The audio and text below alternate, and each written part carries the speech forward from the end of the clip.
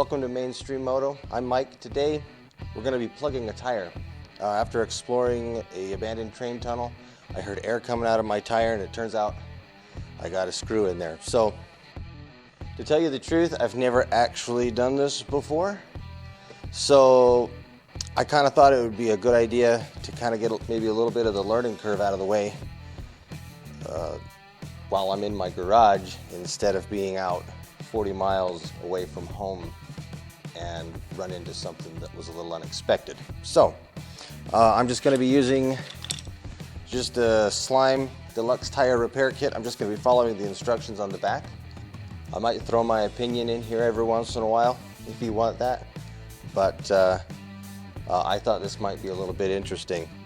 I do have a brand new tire here I'm actually going to be replacing the tire with, and because I was told not to run it on this, and maybe I'll talk about that a little bit at the end of the video. But let's just get started. First thing it says to do is to just take out whatever's in the tire. This is a screw, so I'm just going to try to unscrew it. Well, that's not working very well.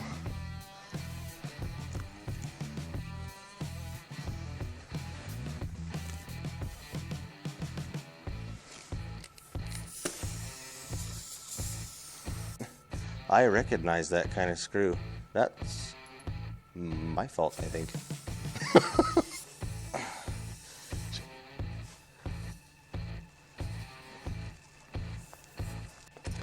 Okay, so this is just going to clean the inside of the hole a little bit, apparently. I'm leaving the tire on here because when you're out stuck in the woods, whoa, there's a lot more air coming out now.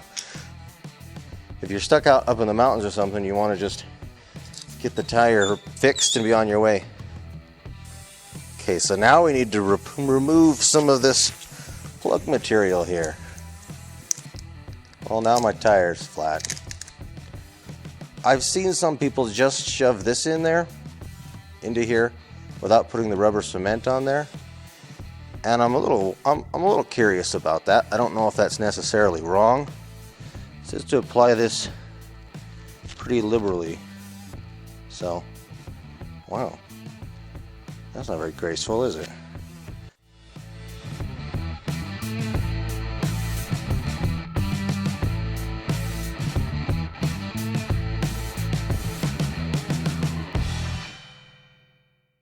And then they say you just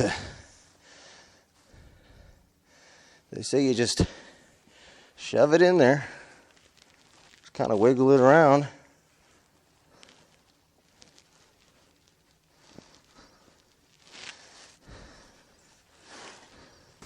Well, I don't know what the heck just happened, but my camera wasn't recording. Okay, I don't know if you guys, if you can see that right there. You can see that right there, but that's it. I don't know why, but my camera cut out. Right at the part where you can't do it over again. So all the pressure is out of my tire, pretty much a completely flat tire. And I already ran into a little bit of a problem. I was carrying this around with me. I don't know where I found this, but this doesn't work on this tire. Either it's broken, or I just can't seem to get it to work, or I don't know what the deal is, but this doesn't work. This is what I was planning on using if I ever needed to do this. And although that's a little bit embarrassing, it does kind of show the point that I was trying to make with practicing doing this at home. Because you find these things out. You find out that this stuff doesn't work, and you're able to do something different, and you're not stranded 40 miles out away from home with equipment that's not going to work. I do have this, and I'm pretty sure this is going to work. So I do have an air compressor, but I'm going to attempt to put my tire back up to the correct PSI with this. So this just screws right on here.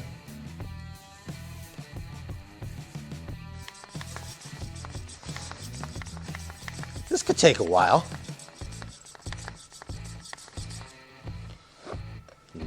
really.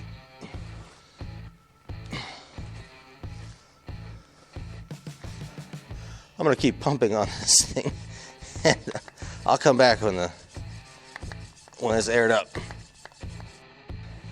Okay, so I got the tire pumped back up, and I think I'm gonna be looking into a maybe electric that hooks up to the bike battery, because this thing was a lot of work. So after that, you gotta cut this off nice and flush. Otherwise it'll pull it out when you ride. Okay, so the tire's plugged. I did learn a few things. I learned that this really isn't the way to go. I think I'm gonna get something that can hook up to the battery, or something that's actually an electric compressor of some kind. And another thing is having some of the components of the repair kit actually ready in advance, I think would help to not have to reinflate the entire tire.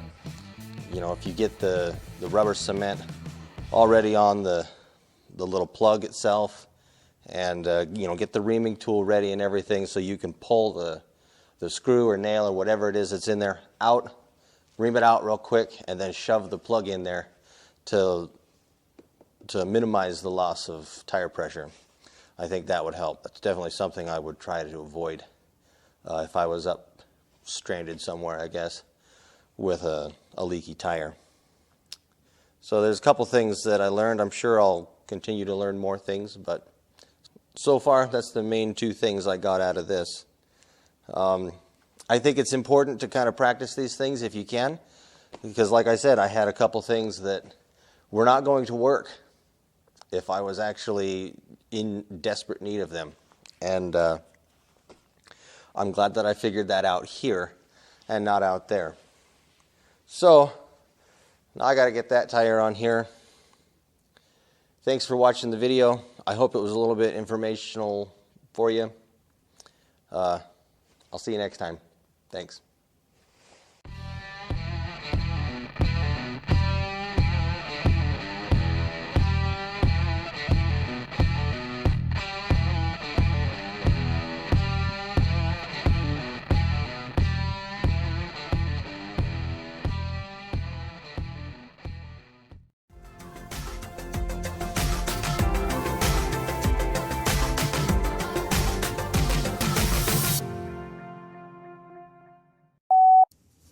Okay, so I've got my tripod in the way.